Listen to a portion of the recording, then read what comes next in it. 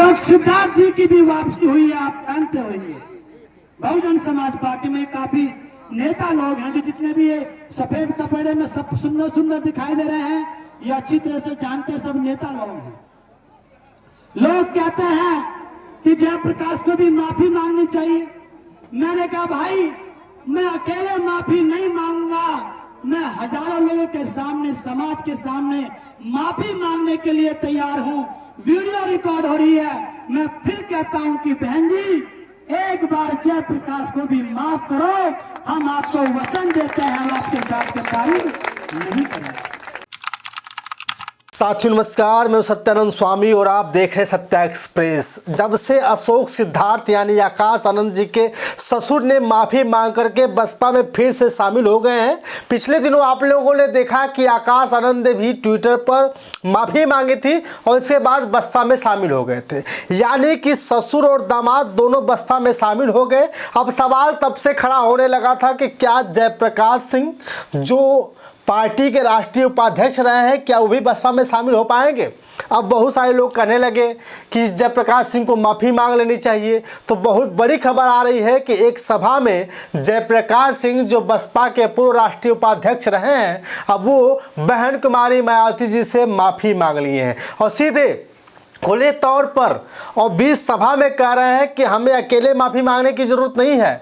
मैं हजार लाखों समाज के बीच में हजारों की संख्या में अगर बहन जी के पैरों पर भी गिरना पड़े तो मैं माफ़ी मांगने को तैयार हूं। और ये मीडिया भी रिकॉर्ड हो रही है कि जयप्रकाश सिंह जिस तरह से कहते हुए आ रहे हैं कि ये मीडिया भी रिकॉर्ड हो रही है और मीडिया में भी सब बात उठ रही है। तो मैं बहन कुमारी मायावती जी से सीधे तौर पर, खुले तौर पर मैं उनसे माफ़ी मांग रहा हूं कि बहन जी मुझे एक बार माफ़ कर दें और माफ़ करने के बाद मैं जो भी गलती किया हूं उस गलती को पूरी तरह से सुधार लिया हूं और आगे से कोई गलती होती है तो बहन जी जो चाहे हमारे ऊपर कार्रवाई करा सकती है और कर सकती हैं। अशोक सिद्धार्थ जी की भी वापसी हुई है, आप जानते होंगे।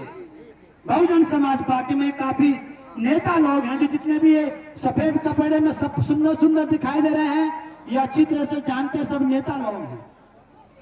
लोग कहते हैं कि जयप्रकाश को भी माफी मांगनी चाहिए। मैंने कहा भाई मैं अकेले माफी नहीं मांगूंगा, मैं हजारों लोगों के सामने, समाज के सामने माफी मांगने के लिए तैयार हूं। वीडियो रिकॉर्ड हो रही है। मैं फिर कहता हूं कि बहन जी एक बार जयप्रकाश को भी माफ करो।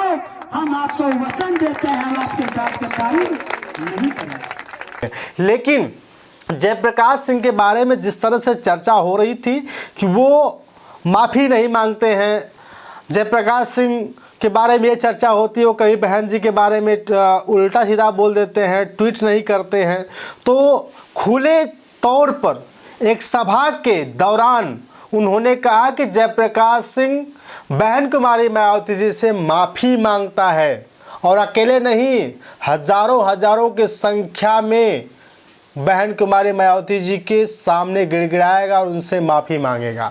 मेरे प्यार साथियों, अब बहन कुमारी मायावती जी को सोचना बहुत ज़रूरी है क्योंकि आज मीटिंग उन्होंने की थी और इस मीटिंग के दौरान उन्होंने साफ साफ कहा था कि बसपा को मजबूत करने के लिए हम हर तरह से प्रयास करेंगे, चाहे बूथ लेवल की बात हो या स्टेट लेवल की बात हो या जिला या डिस्ट्रिक्ट लेवल की बात हो। तो आज आप लोगों ने देखा और जब अशोक सिद्धार्थ ने गलती की थी और बहन कुमारी मायावती जी ने पार्टी से उन्हें बाहर निकाला था तो ये हो गया था कि अब अशोक सिद्धार्थ जी कभी पार्टी में बाहर अंदर नहीं आ सकते।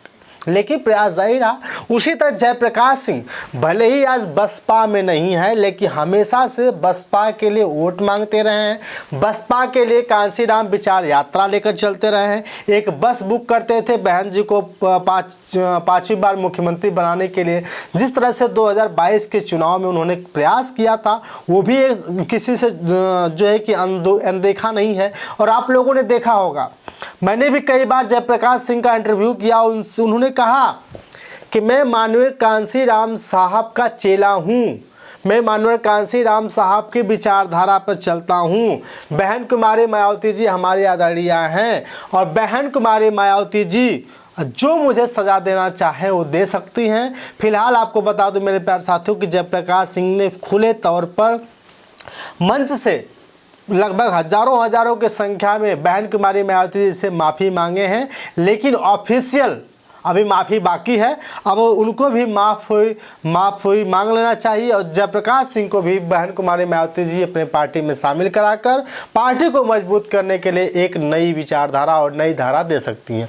क्योंकि कहते हैं ना कि जो टूट गया है, जो बिछड़ गया है, अगर उसे फिर से वापस ले लिया जाए, क्योंकि जयप्रकाश सिंह चाहे होते तो नई पार्टी बना सकते थे, जयप्रकाश सिंह चाहे होते तो दूसरी पार्टी में शामिल हो सकते थे, लेकिन उन्हें प्रण किया कि बसपा ही मेरा घर है, बसपा ही मेरी ज़िंदगी है, अगर मैं मर जाऊंगा तो फिर भी मैं बसपा का झंडा ही अपने शरीर में लपेट कर जाऊंगा।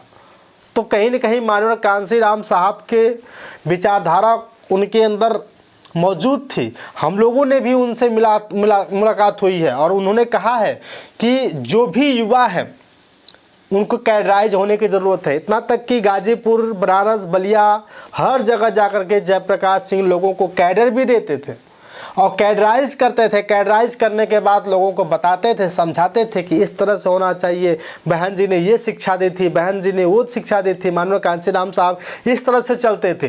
तो मेरे प्यारे साथियों, जयप्रकाश सिंह को लोग बता रहे थे कि जयप्रकाश सिंह जी अगर पार्टी में आ जाते हैं तो कहीं न कहीं बसपा फिर से मजबूत हो जाएगी। चंद्रशेखर को लेने की ज़रूरत नहीं है। जयप्रकाश सिंह कई सालों से, कई वर्षों से बसपा के लिए काम कर रहे हैं।